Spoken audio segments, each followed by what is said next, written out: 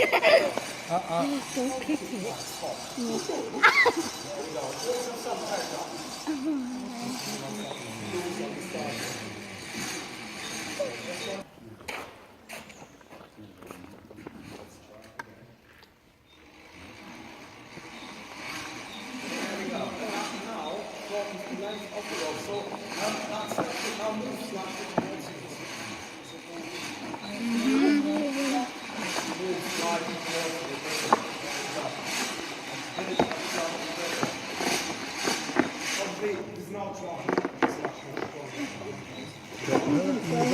There we go. Okay, now I need a rope making practice. Fantastic. Okay.